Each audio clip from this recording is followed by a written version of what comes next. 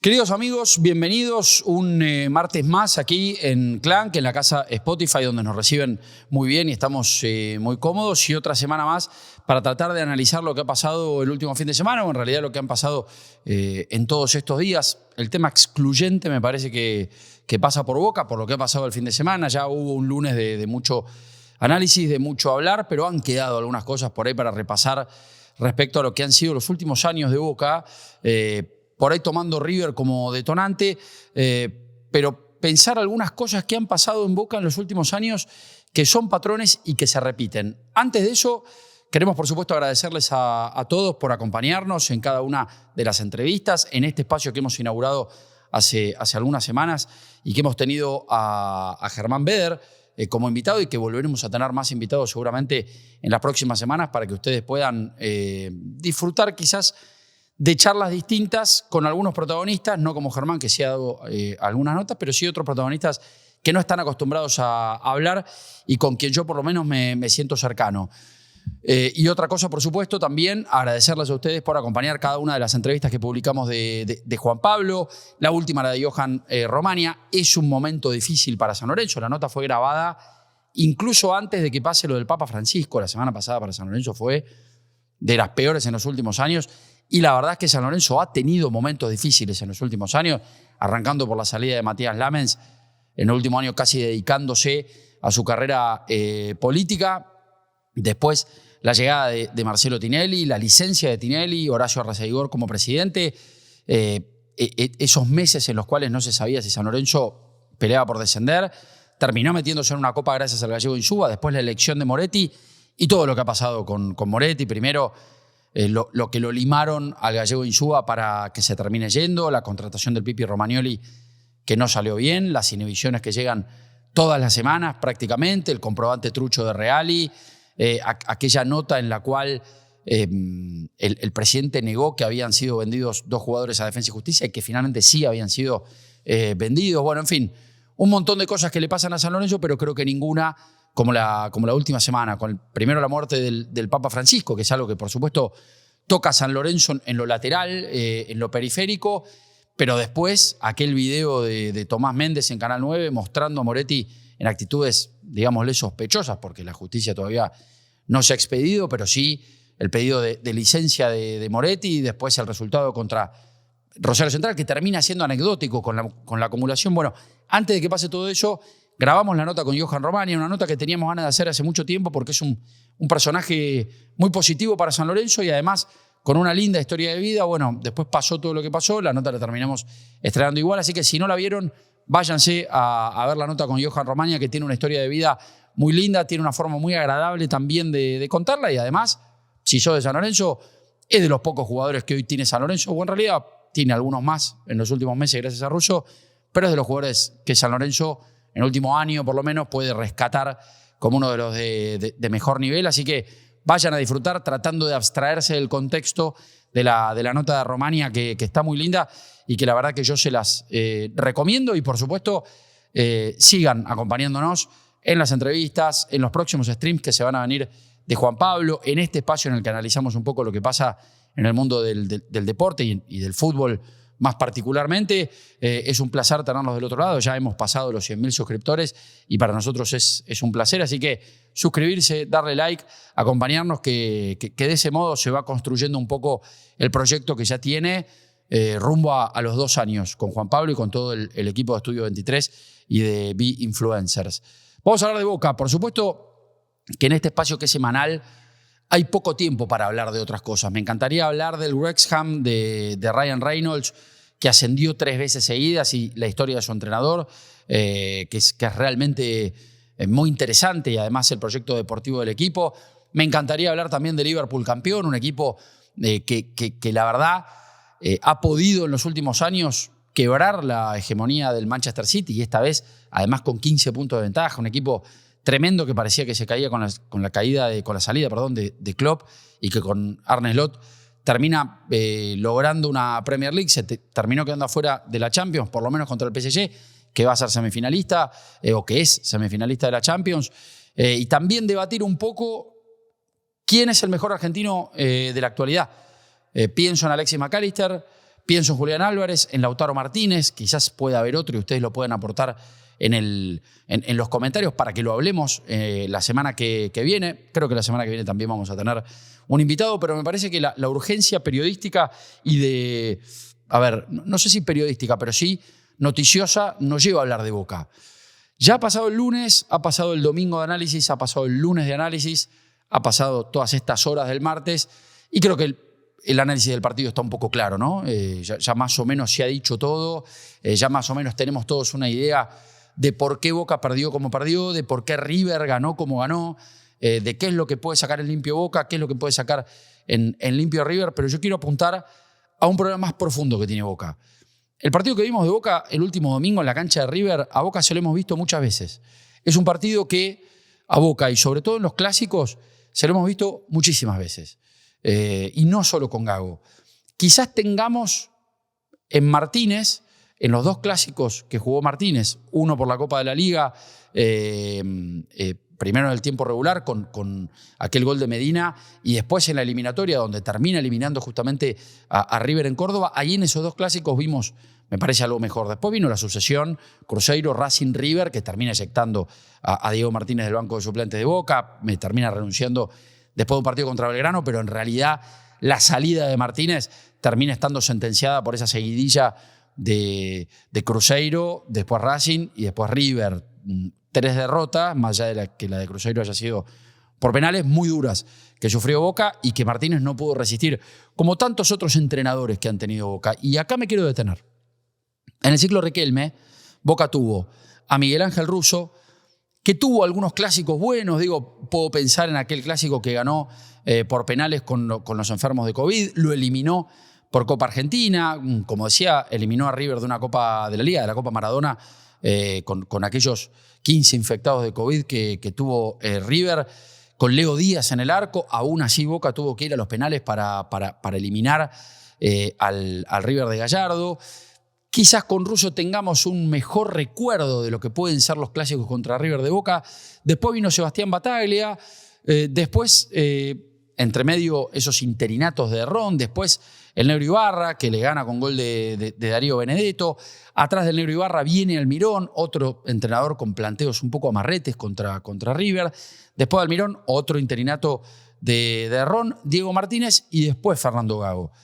Como ustedes verán, son muchos técnicos. Hay muchos técnicos en el ciclo Riquelme. Y aquí hablo de Riquelme no solo presidente, sino Riquelme encargado del fútbol. Como vicepresidente y como presidente, Román es la cabeza del fútbol de Boca. Yo lo que creo es que en Boca falla mucho el sistema de premios y castigos. En Boca no existe el castigo, tampoco existe el premio. Porque el jugador que viene andando bien muchas veces tiene que dejar su lugar, porque muchas veces se dirige mirando la cara del jugador que está fuera, del, entre comillas, referente. No hay castigos, no hay castigos por lo que pasa dentro de la cancha, pero tampoco hay castigos por lo que pasa fuera de la cancha. Vayamos unos años para atrás.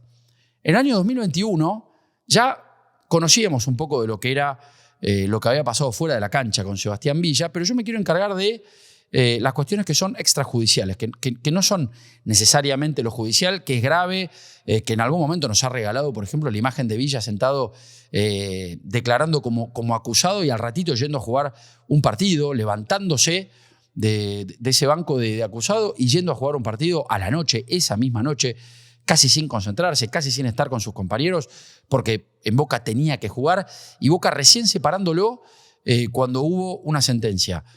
Recuerdo en 2021 que aquí la cuarentena había recrudecido, nosotros tuvimos cuarentena en 2020, la cuarentena se levantó o se flexibilizó y después en 2021 ustedes se van a acordar que la cuarentena volvió con negocios que cerraban a las 8 de la noche, con esta especie de toque de queda a las 7 de la tarde para que la gente volviera a sus casas, los negocios cerraran a las 8 y todo el mundo guardado. Y Boca decide en la previa de un partido muy importante contra Barcelona de Ecuador licenciar a los jugadores que se vayan a concentrar a su casa para no romper las reglas del COVID. Entonces dejaron que los jugadores se fueran a sus casas, que se concentraran en sus casas, obviamente pensando en que los jugadores tuvieran conducta, que los jugadores se quedaran en sus casas, que los jugadores no hicieran boludeces. Esa noche vimos una consecución de historias en Instagram, no me acuerdo si un vivo, creo que un vivo también, de Sebastián Villa festejando su cumpleaños en su casa. con amigos, con su hermana, con su mamá, le regalaron una Play 5, bailaron, se abrazaron, ninguno tenía barbijo. Las restricciones estaban un poco más flexibles, pero se recomendaba uso de barbijo. No había barbijo, no había separación. No. De hecho, a Villa se le cayó después de eso que pasó. Le hicieron una nota después del partido de Barcelona y él se defendió diciendo que era su vida privada, pero no se entendía, evidentemente, en Boca y en la cabeza de Villa, que la idea de que los jugadores no se concentraran en un hotel no era para que estuvieran de joda, sino que para que estuvieran fuera del alcance de los problemas que traía en ese momento el recrudecimiento de la ola de COVID. A partir de ahí y de ese ejemplo, yo creo que hay que construir una narrativa de lo que ha sufrido Boca en los últimos años, y aquí podemos encadenar un montón de cosas que han pasado que no han recibido castigo y por consiguiente no han recibido premios los que se han portado bien. Y podemos hablar de cosas dentro de la cancha. Las expulsiones de Fabra, los niveles de Fabra, las expulsiones de Rojo, las expulsiones de Advíncula. Advíncula fue titular contra River y el año pasado se hizo echar a los 10 segundos contra Cruzeiro y se hizo echar contra Vélez en la semifinal de Copa Argentina. Y todo sigue. Fabra sigue perteneciendo al plantel de Boca. Marcos Rojo no solo ha sufrido expulsiones dentro de la cancha, sino que ha sufrido muchísimas lesiones. Han aparecido fotos de él en boliches, han aparecido videos de él jugando al fútbol con compañeros en una quinta o en su casa, en algún día de lluvia, jugando en patas, con el peligro que eso trae para el físico de un futbolista. Pero incluso más importante que esto es pensar que a Rojo no le parece mal sacarse una foto en un boliche, que a Villa no le parece mal organizar un cumpleaños el día antes de un partido. O sea, no mostrar que está concentrado, no mostrar que se está cuidando, no mostrar que está guardando la distancia, que tiene un barbijo puesto en el medio de, por supuesto, la cuestión judicial, que es mucho más importante. Lo grave en Boca es que parece ser que los jugadores no terminan de darse cuenta el lugar donde están. Y ustedes fíjense de quiénes les estoy hablando. De Rojo, que tiene experiencia, un jugador mundialista, a mí un jugador que me encanta, pero que lamentablemente a Boca ya está hace unos años, Rojo en Boca, que a Boca no le ha dado lo que sí le ha dado, por ejemplo, para mí a la selección argentina. Para mí un jugador que mientras estuvo bien que estuviera en la selección argentina, pues a mí es un jugador que me encanta, pero que lamentablemente en Boca ha ido de lesiones en suspensiones. De hecho, ahora jugó 9 partidos seguidos y esto no pasaba desde su llegada a Boca, desde el ciclo ruso, que Rojo no jugaba 9 partidos seguidos en Boca. Saquemos la lesión larga que sufrió, la rotura de ligamento que sufrió, si mal no recuerdo, en Junín. Si nosotros sacamos ese periodo y tomamos solo el periodo en el que él no había sufrido la lesión larga, Rojo jugó el 50% de los partidos, un poquito más. Es muy poco para un jugador que es el capitán de Boca, que debería ser el referente de Boca y que debería ser el ejemplo para sus compañeros. Almendra se putea con el entrenador, ahí sí hubo un castigo, pero porque lo pidió Bataglia, porque Bataglia separó a Almendra. Recuerdo que en algún momento Almendra jugó en reserva en la Villa Olímpica contra Vélez, dejaron pasar una cámara, le hicieron una nota, hubo mucha presión para que Almendra volviera a jugar en la primera de Boca, un jugador que había puteado al entrenador y que unos meses antes se había ido 4 meses y había faltado 4 meses a entrenarse. Aún así, en Boca pretendían que juegue. Entonces, yo lo que creo es que en un lugar donde vos te mandás una cagada y no pasa nada, en general las cosas no van a salir bien. Y te podés gastar una fortuna en traer jugadores, podés cambiar de entrenador, podés declarar. Después, obviamente, podemos hablar de las declaraciones, ¿no? Cuando sale a hablar Román o cuando sale a hablar Cassini o cuando sale a hablar Chicho Serna, en general, primero lo que se hace es subestimar, decir que la gente de Boca está mal acostumbrada, que Boca ha sido el más campeón. Bueno, la noticia es que Boca hace 2 años no sale campeón. Y acá lo hablamos cada vez que yo me siento acá, que Boca tiene que salir campeón. Boca no puede ser que hace 2 años no sale campeón de nada. Y si vamos más atrás, es un poco más de 2 años porque el último torneo que ganó Boca sacando aquella Supercopa contra Patronato fue el torneo que gana con Ibarra, que fue un torneo que Boca se mereció ganar, más allá de que Racing erra el penal en el último minuto, pero hoy que Gago está siendo tan cuestionado por su planteo, por su espíritu, por su forma de encarar los partidos, por su forma de declarar. Bueno, les quiero decir que Boca perdió 2 finales contra el Racing de Gago. Perdió una final en el 2022 y perdió una final cuando arrancaba 2023. 2 finales perdió. Contra el técnico al que se lo acusa de no ganar clásicos, de ser perdedor, de plantear mal los partidos, de no transmitir. Bueno, contra ese técnico, del cual yo coincido con algunas cosas y con otras no, contra ese técnico Boca perdió 2 finales y estuvo a un penal de perder un torneo. Con lo cual, evidentemente, yo entiendo las críticas a Gago porque le corresponden, entiendo las críticas a los jugadores porque les cabe, pero me parece que hay un problema mayor y que estos partidos se vienen repitiendo en los últimos años. No es la primera vez que vemos un partido así de Boca en una final, en un partido importante, porque Boca llegó a la final de la Copa Libertadores y compitió en la final de la Copa Libertadores y lo hizo bien. Pero fue lo último en lo que Boca mostró estirpe de competición. Después se termina cayendo en aquella Copa de la Liga contra Estudiantes de La Plata, pierde la semifinal contra Vélez de la Copa Argentina y se queda fuera de la Copa Libertadores este año. Boca, en las 2 instancias más importantes que tuvo en lo que va del año, ya estamos casi a mayo, defeccionó. Primero contra Alianza Lima, perdiendo allá, y después acá llegando a penales y quedándose afuera. Y después en el partido más importante que tiene el torneo, más allá de que ahora van a ver los octavos, los cuartos, las semifinales y la final, que Boca va a tener que enfrentar, por supuesto, si llega a la final. Pero evidentemente hay un problema de liderazgo y no se termina de entender por dónde pasa la cosa. Hay otras cosas que se vienen repitiendo. Por ejemplo, los gestos, las bravuconadas. Carlos Palacios saliendo del calentamiento, haciéndose así. Palacios jugó el domingo su partido número 15 en la primera de Boca. Repito, Palacios jugó el domingo su partido 15 en la primera de Boca. Palacios no tiene 150 partidos en la primera de Boca. Palacios no tiene 5 títulos con la camiseta de Boca, no tiene 3 goles a River, 2 a Racing y 2 en finales. Palacios acaba de llegar a Boca. Ya tuvo un problema por llegar tarde después de tomarse 2 días para irse a Chile. Ya tuvo ese problema. Ya faltó una vez por un problema de fiebre. En Boca, evidentemente, hay algunas defensas de algunos jugadores que están bajas, entonces semana por medio tenemos jugadores que faltan porque tienen indisposiciones distintas. Palacios fue uno de ellos. Entonces, no está Palacios todavía para hacer gestos. Gestos hacía Labruna tapándose la nariz. Gestos hacía Tevez, que era un fenómeno en la cancha de River, que tampoco está bien, pero bueno, de última, Tevez hizo así en la cancha de River, después hacerles un gol. En un partido a puertas cerradas, con toda la gente de River. Labruna se tapaba la nariz, pero es Labruna. Tiene un puente al lado de la cancha de River. Tiene una estatua en la puerta. Gallardo yo no lo recuerdo haciendo gestos. No lo recuerdo. A Bianchi no lo recuerdo haciendo gestos. A Riquelme no lo recuerdo haciendo gestos.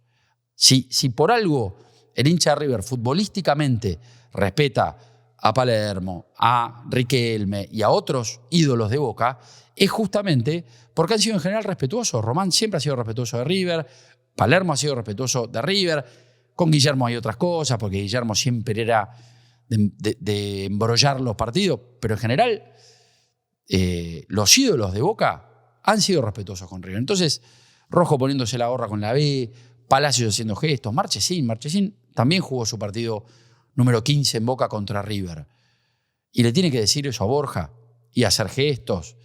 Yo creo que no es necesario. Yo creo que no es necesario que los jugadores hagan ese tipo de gestos, pero los hacen porque no hay reprimenda. Yo no creo que haya dentro de Boca un mensaje de muchachos se habla adentro de la cancha y afuera no. Porque esto es algo que se viene repitiendo. Entonces, si no hay castigos a lo que pasa dentro de la cancha y a lo que pasa afuera de la cancha, yo no creo que haya acuse de recibo de los jugadores. Hay ciclos en Boca que se han extendido lo suficiente como para empezar a revisarlos. Digo, Fabra va a cumplir 10 años en Boca. Yo no creo que lo que se ha reportado de que él pidió no jugar de local sea real, pero si así fuera, no se entiende muy bien por qué Boca le sigue pagando un sueldo a Fabra y por qué la razón por la cual Fabra no se va es, y cito lo que te dicen, porque tiene un sueldo alto. Bueno, si tiene un sueldo alto, hay que buscar rescindirlo. No seguir premiándolo todos los meses con un sueldo alto sin jugar. Porque entonces estamos hablando de una dádiva de Boca con Fabra, pagándole un sueldo altísimo para que no juegue. Lo propio con Rojo, que ha sido la cara en un montón de derrotas de Boca. Acuérdense aquel lío contra Atlético Mineiro en Brasil. Uno de los que fue suspendido y uno de los que fue protagonista fue Marcos Rojo. Y voy a ir un poco más allá. Por el momento, y acá no hablo de Riquelme, hablo del Consejo de Fútbol, que incluye a Cassini, que incluye a Serna, que incluye a Cristian Riquelme. por el momento no tiene muchos logros para mostrar. Porque la elección de los técnicos, la verdad es que no le da positivo a Boca. Hasta acá no le da positivo a Boca.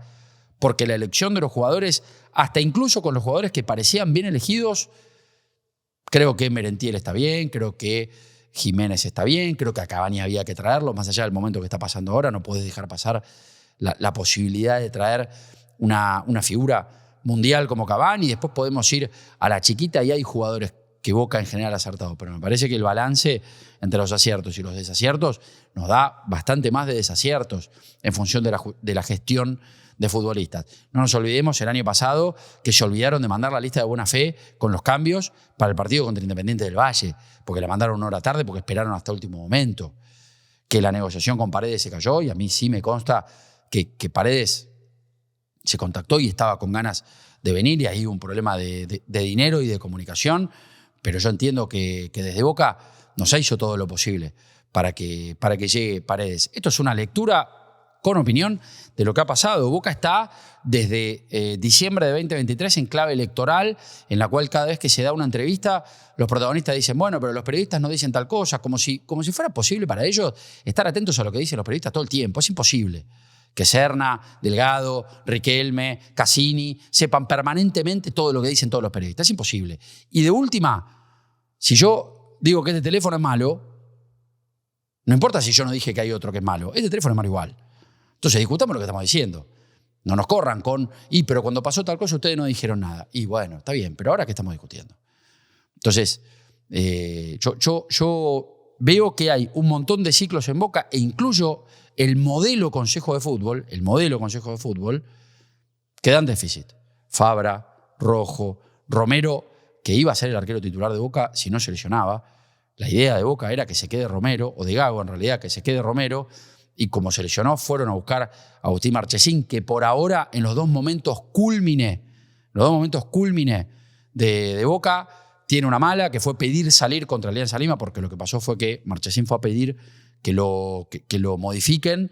Gago, en lugar de mandarlo para dentro de la cancha y decirle anda a atajar los penales, le dio el gusto y metió a Bray, que Bray no es Dibu Martínez, no es con Bray, pero Bray había tenido una buena serie de penales buena, y eso le alcanzó para ser el arquero de Boca en el momento más importante en lo que lleva del año Boca. Y ayer, más preocupado por pelearse Marchesín, más allá de que el domingo, que tuvo un buen partido. Marchesín tuvo un buen partido y fue el responsable de que Boca no perdiera por más goles. La verdad es que me parece que el problema ya es coyuntural en Boca. Escapa a las lecturas que nosotros podamos hacer ahora. Por supuesto que podemos hablar del domingo, podemos hablar del planteo de Gago, que siempre tuvo en la cabeza jugar con 5, hizo pruebas durante la semana, pero en la cabeza de Gago, cuando se lesionó Cavani, dijo, arriba vamos con 5.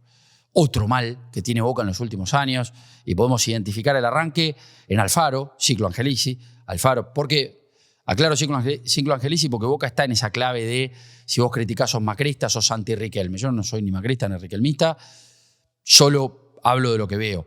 Estamos en esa clave de, pero vos sos golpista, vos sos de Macri, a vos te paga Macri en sobrado. Bueno, no es este el caso. No es este el caso. Yo hablo de lo que veo, y lo que veo es que desde Alfaro para acá, salvo los clásicos con Martínez, que Martínez en Córdoba lo dio vuelta y de visitante trató de salir a jugar, pero bueno, fíjense lo que pasó en ese partido de visitante en el Monumental, se festejó el Medinazo. Muchachos, 1-1. Boca no le ganó a River en el famoso Medinazo. Boca le empató a River. Entonces, ¿cómo puede ser que Boca tantas veces salga a la cancha a jugar contra River sintiéndose inferior? Mandando un mensaje en la previa de atacame, te voy a dar la pelota porque si no salgo a defenderme me voy a comer 4. ¿Cómo es esto? ¿Cómo es la cosa? Que Boca, junto con River, los dos equipos más grandes del país, que deberían ser iguales, que deberían equipararse, Boca sale sintiéndose inferior a la cancha de River. Porque cualquiera me puede decir, no, pero poner línea de 5 no es sentirte inferior. La verdad es que poner línea de 5 con 3 centrales, con 2 laterales que están a la altura de los centrales, y un poco es sentirte inferior. Si vos me decís que Advíncula y Blanco jugaron en la mitad de la cancha, como explicó Gago en un partido que vio Gago nada más, si vos me decís que jugaron todo el partido ahí, yo te creo, pero háganse un favor, agarren los mapas de calor de Blanco y de Advíncula. El mapa de calor es no el lugar que recorrieron los futbolistas, sino el lugar donde tocaron la pelota, donde entraron en contacto con la pelota, de mitad de cancha para atrás. Fíjense si en el mapa de calor hay mucho color rojo de la mitad de cancha para adelante. No lo van a encontrar, va a ser de mitad de cancha para atrás. Pusiste línea de 3 centrales para que no te cabeceen, Driussi va y cabecea. Pusiste los 2 laterales presumiblemente altos para que no te tiren centros, va Acuña y te tira un centro. Evidentemente el planteo no sirvió. No solo no sirvió, sino que además en el entretiempo no hubo una lectura de error y hasta inclusive no hubo una lectura de ver a River, que es un equipo que juega mano a mano, que juega adelantado, que en una jugada como la de Merentiel, que Blanco rechaza y Merentiel se aviva y va a buscar la pelota después del error de Pesera, le podía hacer daño. Bueno, Boca no se dio cuenta de eso, Gago no se dio cuenta de eso y en el segundo tiempo salió a jugar de la misma forma. El refuerzo de 10 palos de River hace un gol, el refuerzo de 10 palos de Boca mira el partido completo desde el banco de los suplentes con un técnico que para ganar mete a Brian Aguirre, que había jugado 207 minutos en todo el año para ganar el partido, lo mete en el minuto 41. Antes, un cambio mano a mano de 3x3 de Sarachi por Blanco, una cosa medio difícil de entender. Changuito Ceballos, que yo creo que tiene futuro en otro club, en los que posiblemente ande bien, en un club no tan grande como Boca de Argentina o en un club del exterior. Yo creo que Ceballos le va a ir bien. Creo que ya en Boca ha agotado las posibilidades, que las ha tenido muchas. Ha tenido lesiones, pero ha tenido posibilidades de titular o entrando desde el banco y en general no ha sido la solución, salvo algún partido. Pero yo me pregunto si esta es la expresión futbolística de estos últimos 5 años, y agarro la era de Román, porque fue la era donde Boca se empezó a despintar, porque para atrás podemos, por supuesto, encontrar las eliminaciones con River, pero Boca de última salía campeón, perdía con River, pero salía campeón. Ahora hace un par de años que ya ni siquiera eso, no juega la Copa Libertadores. La verdad es que en los últimos años Boca se ha despintado. A mí me llama la atención que estos equipos que ha presentado Boca en general, en los partidos difíciles, en las finales, sea la expresión futbolística de un tipo como Riquelme. De hecho, me pregunto, ¿qué pensaría Riquelme jugador si le hubiera tocado salir a jugar el domingo en el equipo de Gago? ¿Qué pensaría el 10 de Boca, como es Riquelme, uno de los máximos siglos de la historia, un tipo que tiene un monumento en la entrada de Bransen? ¿Qué pensaría Riquelme si fuera jugador? Si en lugar de Carlos Palacios fuera Riquelme, el 10 de Boca. La 10 la tiene Cavani, pero el 10 de Boca juega de 10 Carlos Palacios. Me encantaría saberlo. Me encantaría saber si Riquelme jugador, o en realidad qué opinaría Riquelme jugador de algunos de sus compañeros, de los que se hacen echar en partidos importantes, de los que viven lesionados, de los que bravuconean fuera de la cancha y dentro de la cancha no rinden. Me encantaría saber qué hubiera opinado Riquelme jugador. Porque obviamente después cuando lo vemos salir a declarar, Fabra es el Marcelo de Boca, Paul Fernández es el jugador más inteligente del fútbol argentino, es una estrella. Ya sabemos que Román, cuando sale a declarar, trata de cuidar a los jugadores y eso a mí no me parece mal. No. Está mal que el presidente de Boca o de cualquier club salga a matar a sus jugadores. Pero a mí me gustaría saber qué es lo que opina Román de los jugadores, de los entrenadores, porque después obviamente cuando viene este tipo de derrotas, no nos olvidemos lo que pasó después de Alianza Lima, al otro día, que a coro muchísimos periodistas salieron a hablar de la posibilidad de que Gago se fuera después de Rosario Central. Era un hecho, estaba puesto, Gago dirigía contra Central, partido que fue el viernes de local, y se iba. Un día antes, cuando Gago advierte esta operación orquestada, estaba entrenando al equipo.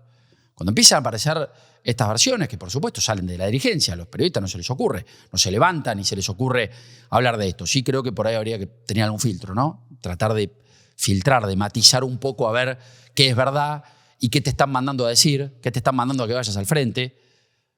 Y después quedás en offside porque vos asegurás que Gago se va y ahí lo vemos a Gago. El domingo salió a la cancha como técnico de Boca.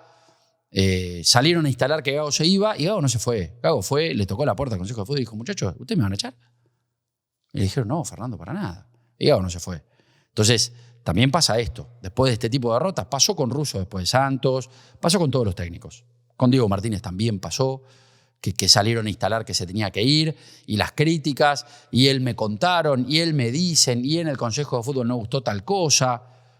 No es mejor ir de frente que usar satélites para instalar discursos, porque en definitiva, si lo que molestaba de gestiones anteriores era que hubiera comunicadores que fueran demasiado cercanos o que fueran instrumentos para instalar, tapar o negar alguna realidad, lo mejor es no hacer lo mismo.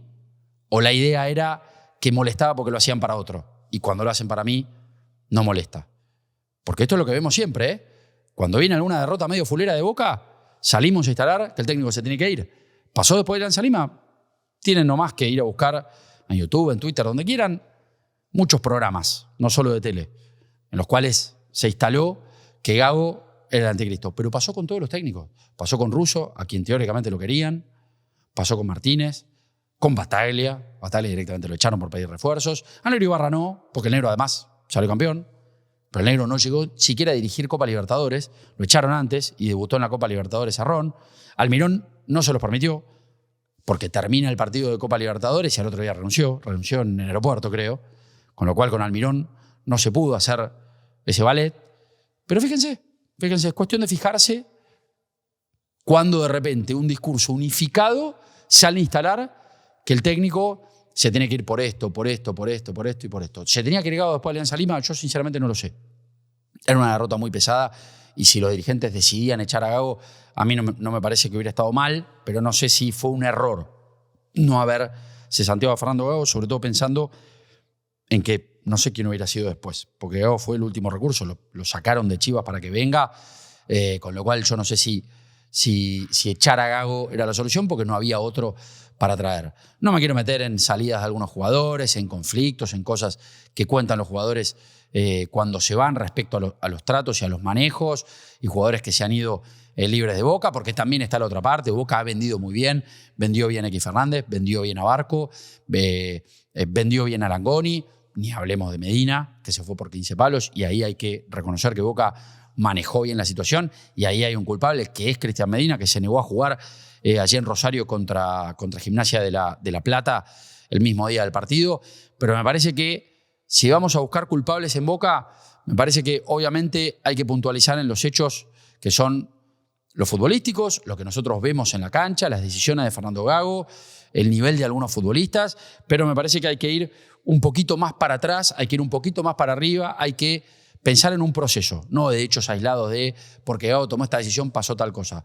Porque la grandeza de un equipo y la competitividad de un equipo no se gana ganándole a Belgrano de local, a Estudiante de visitante, a Estudiante de local. No se ganan esos partidos. En general, si ustedes van a ver, en esos partidos Boca tiene historial positivo. Y como alguna vez Román dijera, para mí una exageración, pero es una buena figura la que hizo Riquelme cuando no era presidente de Boca, de que 10 torneos locales van en una Libertadores. Boca en general va a ganar más de lo que pierde.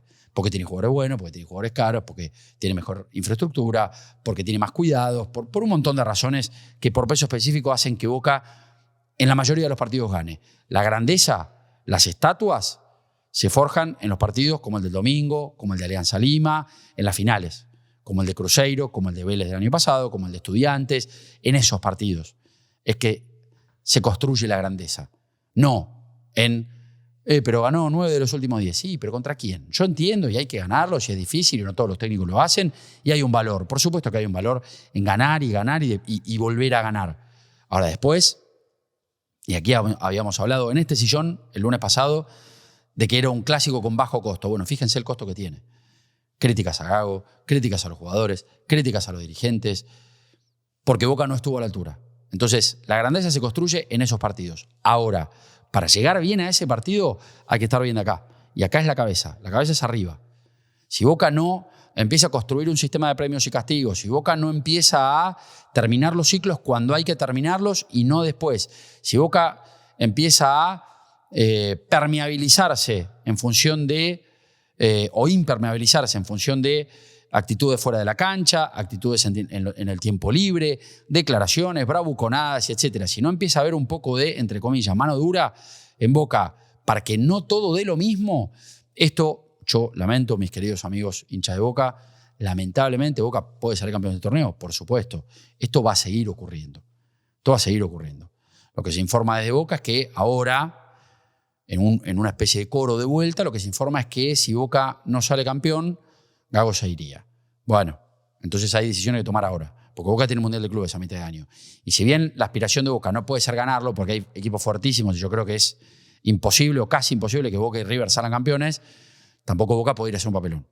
Entonces, presentar un equipo a la altura, con un entrenador a la altura, con un proyecto a la altura, que se trate de armar para que Boca haga un papel digno, octavos, si quieren cuartos, pero que por lo menos supere la primera fase. Bueno, hay que empezar a ponerse las pilas. Y hay que empezar a bajar un mensaje de arriba en el cual no todo de lo mismo. Y en Boca da la sensación de que ya hace muchos años, lamentablemente, te portes bien, te portes mal, juegues bien, te hagas echar, te lesiones, duermas de noche, te cuides, no te cuides. Da la sensación de que, salvo algunas caras, termina dando todo lo mismo. Nos vamos a encontrar la semana que viene, seguramente con algún invitado. Si no es la semana que viene, será la otra, pero seguramente invitemos a alguien para hablar de deporte, de fútbol, ¿por qué no de periodismo y conocer alguna historia en este espacio? Nos volvemos a encontrar la semana que viene. Como siempre les digo, suscríbanse, denle like a la publicación. Muchas gracias por acompañarnos y nos vemos la semana que viene. Chau.